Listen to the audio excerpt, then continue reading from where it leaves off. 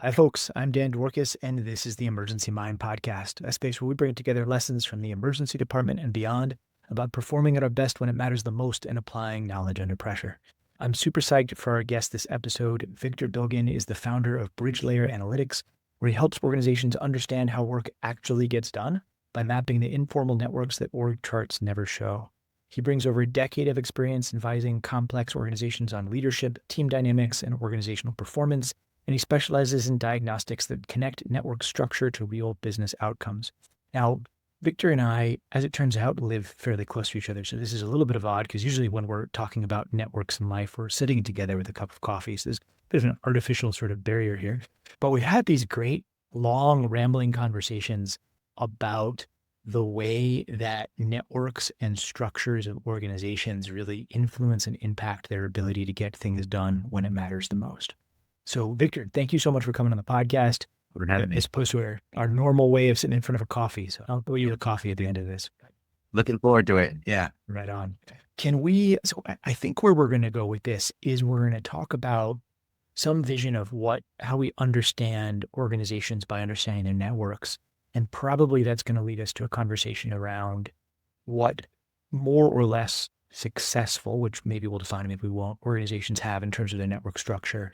And we're going to think about how understanding your structure links to your ability to perform. I have no idea if that's what actually we're going to do, but that's just sort of my vague mind map of where we're heading. So before we do that, can you give folks just a brief intro to who you are and what you do and why networks? Why do you care about this stuff?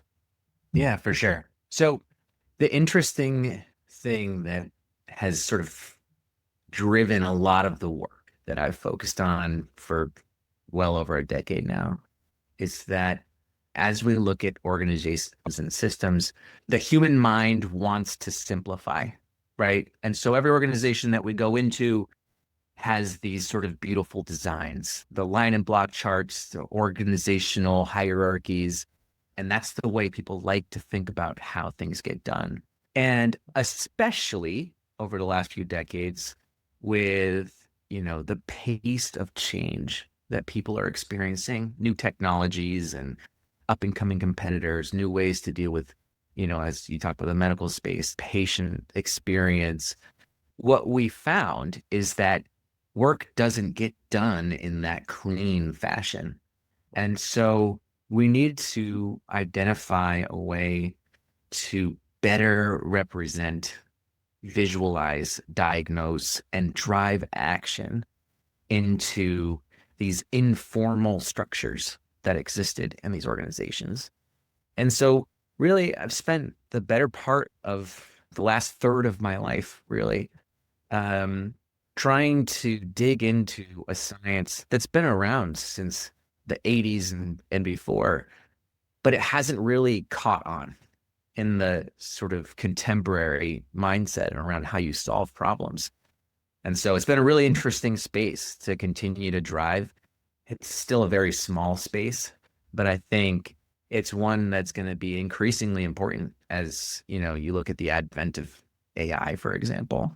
So that's really what's driven a lot of where I've focused my time. So as you're listening to this, you're probably keying on a bunch of concepts we talked about on the podcast before. Like one of the key ones being the difference of work as done versus work as imagined or work as described, right? The concept that to understand how a system operates in crisis and chaos, you have to look at what actually happens, not what you think happens or what you sort of plan to happen. Now, I'm curious, what got you into that? Because from my perspective, and a lot of the folks that I talk to about this kind of stuff, it happens from screw ups, basically. Something happens in a way that you don't want it to. And you go, why did that just happen? And then that starts this longer or shorter quest to try to understand work as done versus work as imagined and how the system responds. So I don't know, what got you, not that you need a reason to be into network science, because as a fellow nerd, network science is really cool, but what got you into that? Yeah, so it was really my job, if I'm going to put it that way. I had started working for a mid-size consultancy that was getting reps with massive organizations, tens of thousands, hundreds of thousands of employees. And so as a 100-person organization, we needed to have a method to the madness. We needed to figure out how to understand the way that work flows in these really large, complex organizations fast. And so pretty early on, we took our inspiration from a few different sources. First and foremost, from the sort of military intel space, trying to understand how influence flows through different networks, really had its roots in looking at terrorist networks, for example. Secondarily, there had been a pretty popular, but ultimately burgeoning space in organizational network analysis, driven by folks like Rob Cross, who was at UVA, now at Babson, Nick Christakis at Yale, and a few other key names. And because of the work that we were doing, we got access to those academics as well, where we could really learn to deep dive into the sort of front end of the spear for how this work is getting done. And then through all those experiences, kind of create our own approach. And so really the why behind it was I was brought into an organization that was facing really complex and large problems within these partnered organizations. And we needed a way to map out that complexity that both we as the consultant and the client itself could see themselves better. And before we keep pressing on this, let's take one step back and level set. What's the difference between an influence network, an organizational network, and maybe like a social network that people would have heard of? Yeah, for sure. So I think organizational network analysis was really born out of that originating idea of social network analysis, right? And the originating concepts were looking at a number of really interesting ideas, right? So how do friend groups connect, and how does that really influence the way that people perceive the world around them? I've seen other ways of looking at influence networks like disease transformation, right? And seeing how you can look at actors within a network and see how, as they connect, the way that those diseases sort of hit the population differently. Organizational network analysis and some of the sort of godfathers of it, like Rob Cross, really started to be built off of these ideas of org design, where you'd have this sort of sense around where does collaboration need to happen within an organization? How should it be coordinated? And does that match your intended strategy and design? And so that work really started to come to fruition again, in the 80s and beyond, as academics were really starting to try to apply a business lens to what was before more sociographic, relationship based. And can you press on influence for me? When you're talking about influence graphs or influence networks, at the risk of asking a dumb question, what is influence? Yeah, generally speaking, from an organizational sense, what we found to be particularly interesting or important to map out has been two types of lenses. The first is more functional. I think when you think about influence, what we found is really important to getting work done, or to how you think about this in a professional sense. Who are your decision makers? Who's driving your strategy? Who is driving innovation? Sometimes really importantly, who are your support networks, your energizers, the people that keep others really excited about work and engaged? So that functional aspect is more about like the types of information and what you're doing for others. The other has a little bit more to do with the science behind organizational network analysis. And I think about this more as like the role that you play in a network.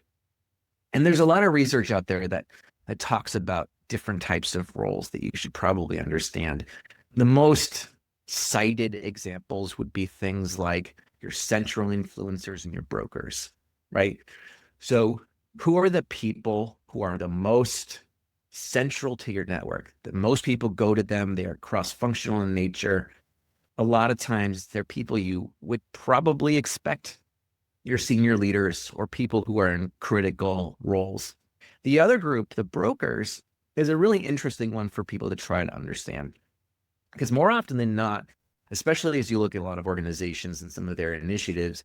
They talk a lot about the need for more cross-functionality, better coordination, etc. The problem is that a lot of that time is happening with the most senior people, because that's where the visibility is. Brokers are individuals who connect otherwise disconnected groups in your network, and they're usually the ones that surprise people. They may not be the ones that are most sought after, named the most or collaborated with the most, but they are the ones that are playing this really critical and unique role. They're on the shortest path between two groups. And so by looking at the function, the sort of the types of information to supply and your network role, how you're influencing the network, you can start to get a better definition of what influence might mean in a network. This is the joy of getting to do a podcast. And if you ever thought about, you're listening to this, you're like, should I do my own podcast? All you have to do is get on here and be like, I'm going to ask a question. What is the meaning of it? And then you just insert a word and people just like drop brilliance about like, how it happens. It's great. I want to highlight a couple things for that'll bring this towards the idea of operation in crisis. So we've talked before in the podcast about how most crisis work, whether we're talking about resuscitation or a larger scale system that a complex system has to operate in, requires these multidisciplinary action sets. So very little in a true crisis is accomplishable by a single person. A lot of it has to do with these overlapping roles and these overlapping actions. So by necessity, you're building a network, you're building a team to sort of accomplish a goal. So to do that, you really need to be interested in understanding in the way that team and that small network comes together. And I think that's where this concept of brokers comes in, or if you're network theory wonk, you're talking about like the betweenness score of a node on a network, right? And you're really looking at like, who are the people that have unique access paths to other groups that you might not ordinarily see. In the hospital, we think about that as who are the individuals that have good relationships between the ER department and the trauma department, right? These are the ones you want to rely on to actually get a new initiative put together.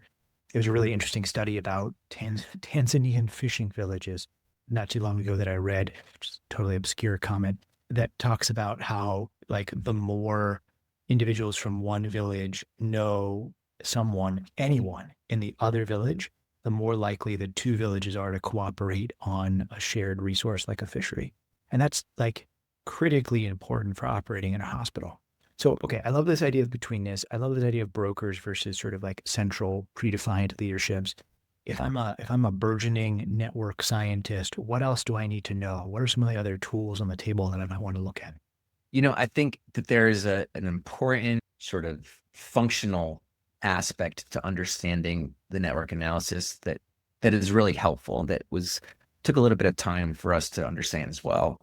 And I think that what that is you've got nodes and you've got edges, right?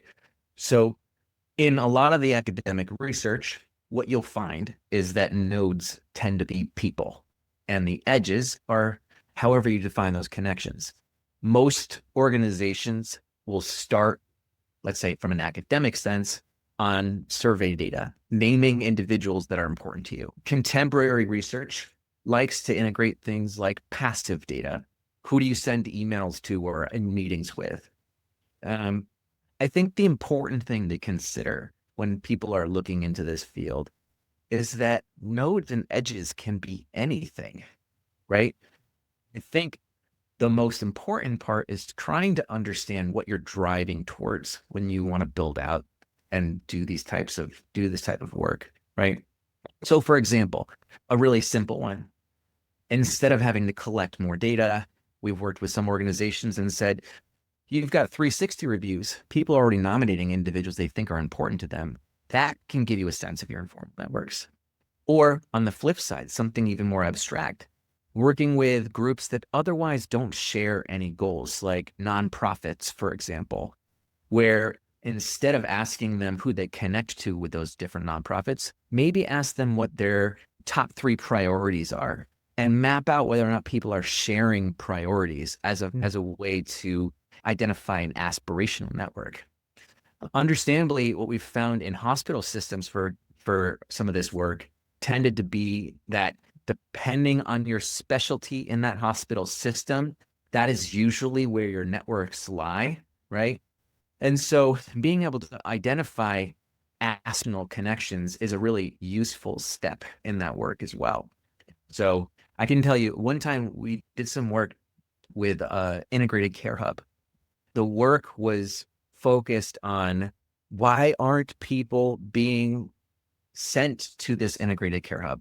And what we found was two pieces of important information: that individuals in the hub shared a building, but nothing else. There wasn't a technology or a language that connected those groups.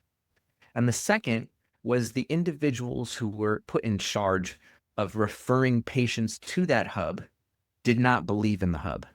Mm. And so there was this core idea that we started to understand, that the outcomes you were trying to drive with this new capability were completely dependent on a small group of actors that needed different interventions, whether it was a shared technology stack or a layer of individuals who can coordinate, and an investment in the individuals who would be making those references as well.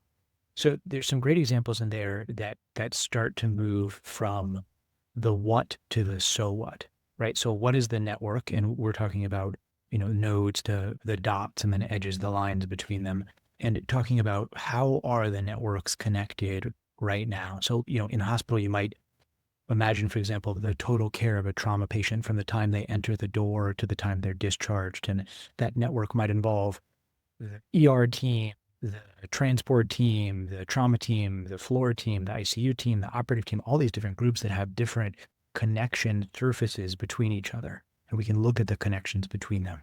And as we start thinking about, all right, so we can map it, and this idea that that's a very simplistic thing, people and shared interactions. We go much deeper than that, what we care about, what our goals are, what our aspirations are.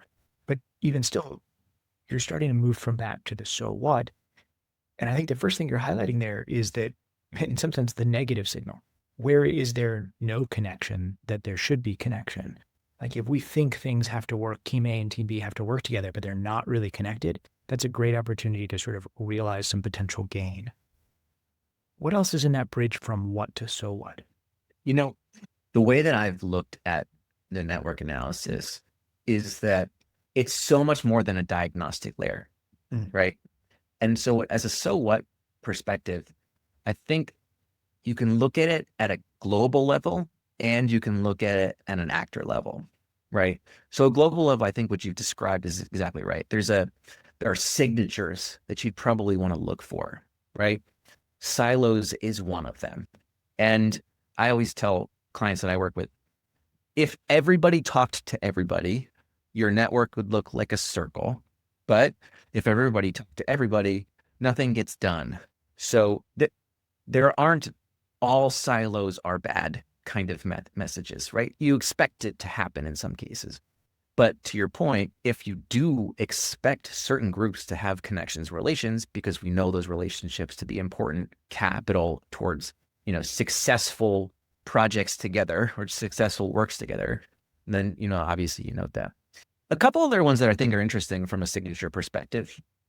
One of them that I see pretty often is, are you over reliant on a small group of people to get work done, right?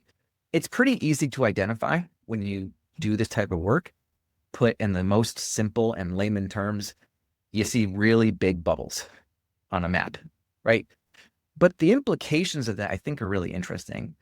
The idea here is that there is likely some type of information or some type of influence that small group of individuals is either hoarding or, due to broken processes, is everyone's go-to, or there is this need for adding more capability at that level, right? I think most of the time, people's reactions when they see those things is to say, it's because that person is doing it. But a lot of times, if you dive into why are people going to these individuals, it tends to come out with some conclusions like you could democratize the information that they have and put less pressure on them to get other people's work done. Or you could standardize the way that people interact with those people or teams so that it's more predictable and proactive. Whatever the case may be, it's not always this person is doing something bad. The last signature that I think is really interesting is, what is your leadership doing? And that's sort of coming out of my particular type of work. I understand, obviously, in hospitals and healthcare systems, the work is really get done at the front line, and you're hoping that hospital leadership isn't truly impacting day-to-day work all the time. Maybe I'm open to pushback there. Yeah.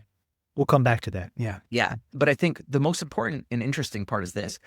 You can look at directionality with your leadership teams. A lot of times what you'll find is this. People will say leadership is important, right? They'll name it as an important source of information. Leadership will say other leaders are important. The gap tends to be leaders rarely name people below them. And so in organizations I've gone into, if you go 2 steps away from where leaders are naming, there's like 60% of the organization is untapped as a source of information, right? And so really what this begs the question is, how connected is your leadership? Are they aligned? And you want them to be aligned so that they can push down a consistent message to everybody. And are there effective bottom-up feedback loops so that leaders are making decisions in real time as opposed to sort of lagging decisions that impact people in negative ways? So those 3 signatures I think are really interesting to think about at the beginning, like where the silos are you dependent on a small group of people, and what role does the leadership play in your larger organization? You know, I was thinking as you were talking about this, about the difference between a leverage point and a choke point, right? And the concept of dependencies can be one or two, either of those things, or sometimes both, depending on how the network's set up, right? So, you know, I just think about the number of times in a shift that I talk to the charge nurse, or there's a position in the ER in a lot of places called an EFC, an emergency flow coordinator, who's sort of the expert fix-it of the entire system, right? Who can sort of like make anything happen depending on how it needs to go. And a lot of systems, there's a trade-off inherent there, which is the more adaptive and rapidly changing you want the system to be, the more agile and flexible you are, the more you need to push influence, power, and decision-making to certain points. Yeah. Those points can be points of leverage, but they can easily become choke points if that sort of gets overwhelmed. Conversely, in situations that are more like an HRO, a high reliability organization, you can spread that out and the demands on the system are quite a bit less. What I always find interesting is the organizations and the teams that swing back and forth between both of those worlds, right? 80% of the time they have to function like an HRO, and then 10% of the time they have to function like a SWAT team, for lack of a better word, right? So you could imagine the complex dynamics of that. I think, and I'm guessing if you're listening to this and you work in a hospital, like you probably know who these people are in your immediate network, but you probably don't know who they are outside of that space, right? Like I know who to call in the ER to make something happen. I have no idea how to do that in another part of the hospital. Mm-hmm. I don't understand it. I don't have visibility on that network. I would hazard a guess that it's shaped somewhat the same way. You know, there's a Dan-shaped object out there doing whatever it is that I do sometimes, but I don't know that. And I don't know, I think that's potentially an interesting thread. The other one is this idea of the link between the front line and the front office, which we sometimes, and not particularly innovatively, call the F2F distance, right? The front line and front office distance. And different organizations have different sort of scopes of that distance and what that feels like. I don't know. A dealer's choice on this. What's compelling to you to sort of think through for this? Do you want to take this in any of those directions, or something better than that? I'll do a quick reaction on the F2F part, just because, my initial take was just born out of having done this type of work in hospital systems. I've found that one of the biggest frustrations for the front line is how corporate sets decisions and goals. Mm. There's always this push to get more practitioner experience at more senior levels. That's what doctors and nurses are looking for, so they have better representation. But when push comes to shove, the corporate machine that people are working in, or the overarching public care machine that people are working in, has demands. And those demands dictate how people can provide their care. And ultimately, that puts stressor on the system. So maybe if I were to amend, what I'd say is you do want there to be those sort of smart decision making at the senior levels to make sure that work is well coordinated and people feel like there's space to do their work at the quality they want to without that sort of disconnected pressures. But something that I think is really interesting that you were talking about in your sort of first bucket is this idea around the agility in space. Because I find it fascinating. Almost every time I go into an organization and I do these types of assessments, I will get feedback from some senior leader saying, I've pushed down decision making, but I keep getting escalations up, right? And so I think what you're describing is really interesting. People will empower, but not contextualize. And I think that's a really challenging aspect when individuals are selected and identified to be those go get this done, be flexible, be what you need to be. There's a reticence to put in the slow machine that's necessary to organize all of that. These are your guardrails. These are the areas where your decision space sits versus other folks. And this is the cadence to which you should be interacting with your other teams that you're supporting, because they're like empowerment, operate at speed. But those structure pieces are actually really important so that you can minimize the reaction of some of those critical roles. So I think that's a really interesting one. And I don't know, with the examples that you laid out, whether or not you see that as holding. No, that's great.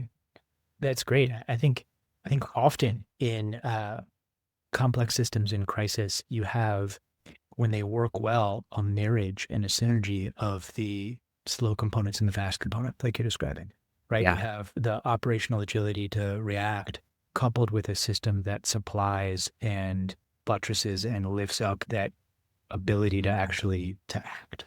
Preston Klein from the Mission Critical Team Institute talks a lot about aircraft carriers and fighter jets, right? The concept that you have an aircraft carrier that supplies fuels, houses, homes, and repairs the jets, and then you have the jets that go off and do things. Aircraft carrier does a lot of things too, but you sort of see that thing in there. And I was struck by recently I've been hanging out with some friends of mine from high school, which is a really fun thing to do, right? I promise this is going to relate. And it got me thinking about our high school lacrosse team. Like, I'm not very good at lacrosse, but it was great to play. But we had, we played for a while this like monster defense, right? Which is like you have a zone defense in some areas, then you have one person who's designated as the monster who runs around and does stuff. And to your point, that person's really agile, but if you don't support them with the rest of the defense, they just burn themselves out running around in circles. Versus if you allow them the community and sort of the collaboration with the other folks in the team, they can pinch hit and be where they need to be. So hopefully that relates. And Yeah. Green Hill lacrosse, if you're listening to this for some weird reason, like I'm talking about the monster defense here. Doubt y'all still run that in. Anyway, really drifting here. But that concept of, and maybe this is getting at that idea between what's the difference in a leverage point and a choke point in an organization. Because if you map that into one dimension or two dimensions, whatever, I would imagine those things might look similar if you map reduce that. But looking at an organization and understanding, hey, this person is agile and empowered and a leverage point and able to operate and a connector versus this person gets stuck with everything and doesn't have the right backup. How do you tell that? Is the answer just go in and talk to people? So I think about this in two phases, right? The first is, how does it impact that individual or entity, individuals? And the second is, what are the outcomes it's producing? So what I've found is that in a lot of organizations, it's when the plan isn't structured around how to interact with those people, you will see steep increases in the demand of those people's time, right? In a more corporate space, we found 80% plus increases in total collaboration time for critical influencers on a week-to-week basis. And so it's a bad thing in what you're describing because it's eating up their time, or it can get to a burnout, right? okay.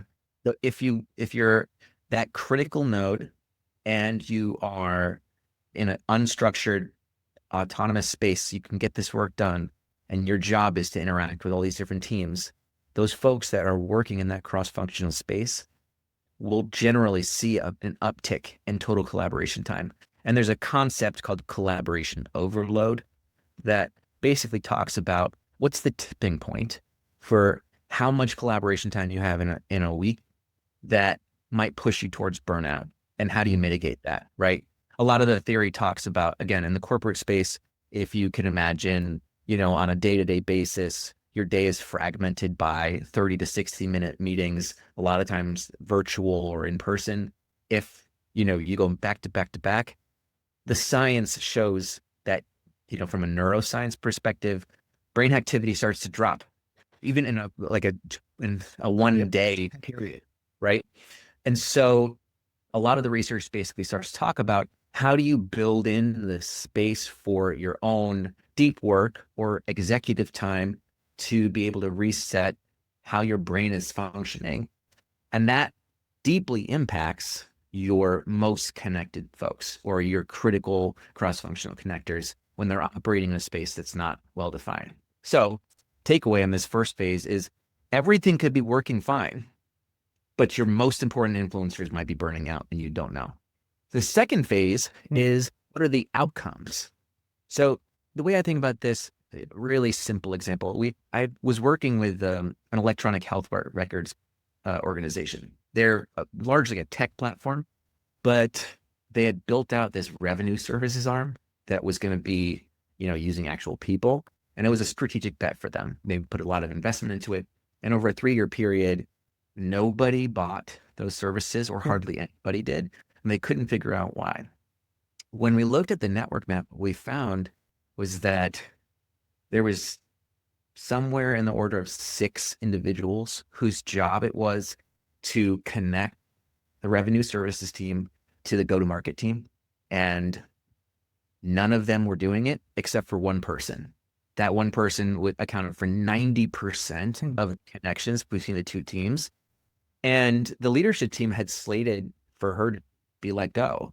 So we identified this individual and said, look, this person's actually doing their job, but only this person. And it's affecting your sales outcomes because the sales team has no understanding or relationship on how they would hand off to this new services team. That's sort of how we think about these things. Is first, how does it impact the individual? Can they sustain being that role? And second, is it working the way you want it to? Man, that's so interesting.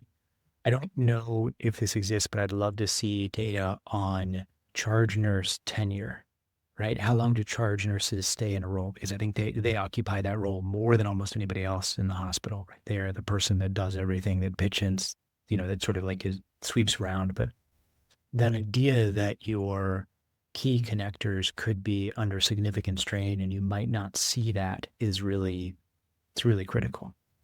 Man, that's so cool. All right, Victor, we are coming up on the end of time here. We're doing a lightning episode today. In a second, I'm going to ask you to leave everybody with a challenge, something that you want them to do after listening to this.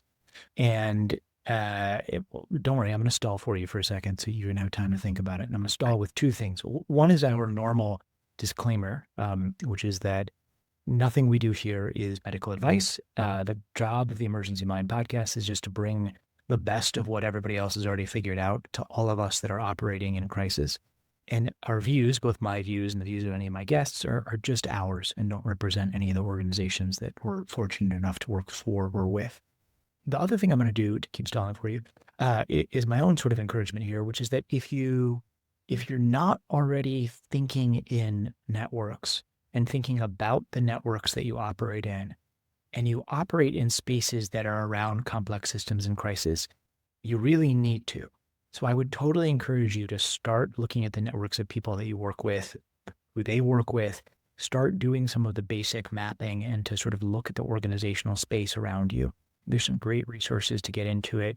If you are interested in sort of a broad overview of a lot of this, I really liked the work of the scientist Albert Laszlo Barabasi, who does a lot of the network science work. He has some great books. Linked is one of them. There's another one I don't remember the title of, but his stuff's awesome and a great way to get into it. Or just put this into your favorite neighborhood AI and ask it to teach you some of the network science. Okay, so with that stalling done, Victor, what do you want to leave folks with? What's your parting challenge here?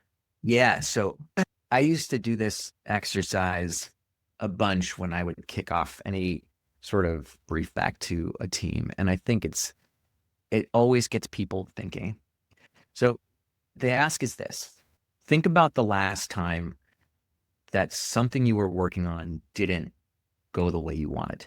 As you're thinking about that, draw out the teams and individuals that you worked with to get that done.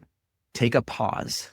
Now think about who should you have involved in that, and how would you have changed the way you interacted with those people moving forward? Because I think ultimately what that exercise does is it gives you a really localized sense of the network effect. And a lot of times when people think about the problems they faced, they think about the immediate individuals that they worked with and not where could have this gone better. So that's probably what I would leave people thinking about their immediate networks. That's super cool. Thank you for sharing that. And Victor, thanks for coming on the podcast and talking network science with all of us. Thanks for having me. This was super fun. Yeah. If folks want to learn more about what you're doing or they want to connect to you, how should they do that? Now you can find me at bridgelayeranalytics.com, and my email is victor@bridgelayeranalytics.com. Awesome. Thank you. All right. Thank you. All right.